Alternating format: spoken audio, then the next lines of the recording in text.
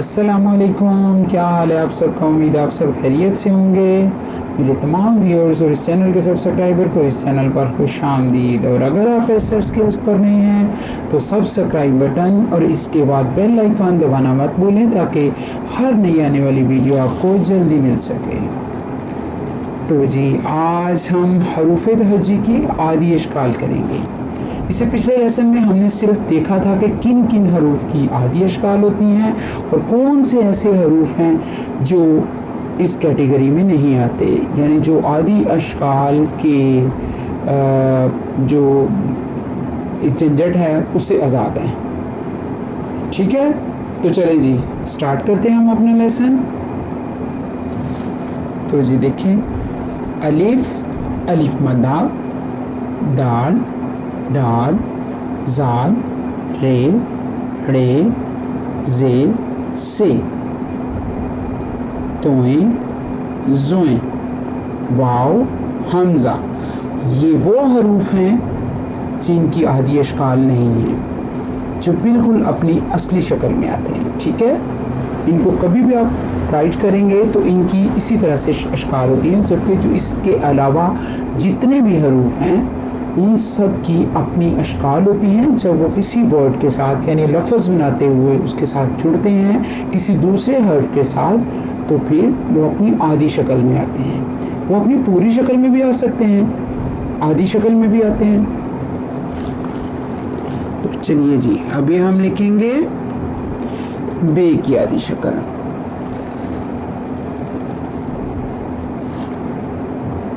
ठीक है, बे की आदि शक्ल लिखने के लिए क्या करेंगे, बिल्कुल जैसे हम बे का स्टार्ट लेते थे उसी तरह रहेंगे, लेकिन थोड़ा सा राउंड शेप में होगा ये।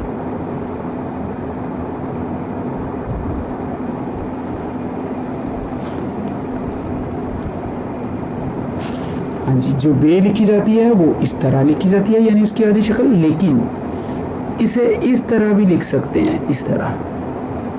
ठीक है, बिल्कुल इसकी पोजीशन, इसका जो लोकेशन है वो बिल्कुल वैसी ही होगी जैसे आम बे की थी, लेकिन हम उसका छोटा सा पार्ट बनाएंगे।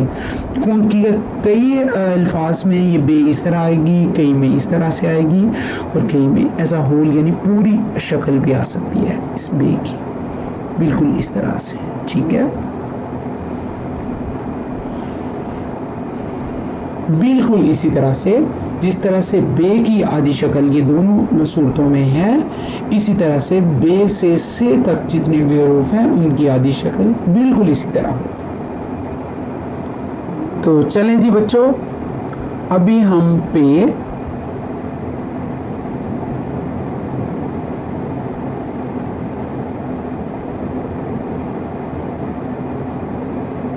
ये आदि शक्ल लिख लिए पे की। अब मेरे पीछे पीछे आप भी करेंगे। तो चलें जी, बताएं किस तरह लिखेंगे हम पे की आदि शक्ल। जी बिल्कुल इसी तरह से जैसे हमने बे और पे को लिखा है, यह ते। ठीक है, इन हरूफ को जिनकी हम आदि अशकाल लिख रहे हैं, इनको लिखते हुए भी बिल्कुल आपने उसी तरह से डॉट्स को, नुक्तों को उनकी जगह पे बिल्कुल उसी तरह से लिखना है जैसे हम आम हरूफ में लिखते हुए लिख रहे थे। ठीक है, जैसे जितना इसका ये साइज है उसके मुताबिक इसके सेंटर में ही आना चाहिए नुक्ता। अगर आप इस तरह से लिखेंगे, ये पे की आदि शक्ल है, नुक्ता यहाँ होगा, या नुक्ता अगर पे की ये शक्ल है इधर होगा, तो फिर ये अच्छा नहीं लगेगा। ठीक है, इसलिए इन नुकात को भी ज़हन में रखना है। आगे है बारी टे की। टे लिखने के लिए भी कैसे होगा, चलिए जी बताएं। बिल्कुल शाबाश, इसी तरह से जैसे हमने बे, पे और ते लिखा है, ये है टे की आदि शक्ल। हाँ, टोपी को अपने मद्देनजर रखना है, इसको आधा नहीं करना। ठीक है, ये है टे,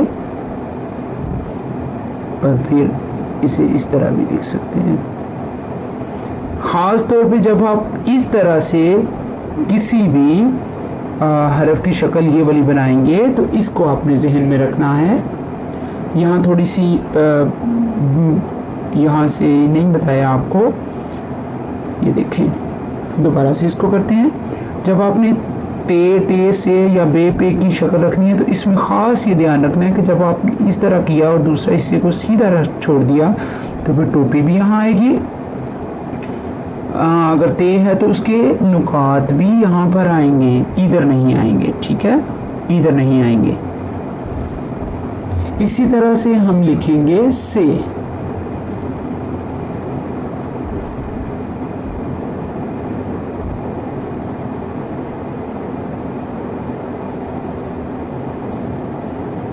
ये है से की आधी शक्ल। बिल्कुल जब आपने इस तरह से करना है कि एक ही कॉर्नर है, दूसरे पे बिल्कुल सीधा चला गया उस आधी शक्ल में, तो उसका नुक्ता इस तरह से आएगा। ठीक है, उम्मीद है कि आपको आज के लेसन की अच्छे से समझ आ गई होगी।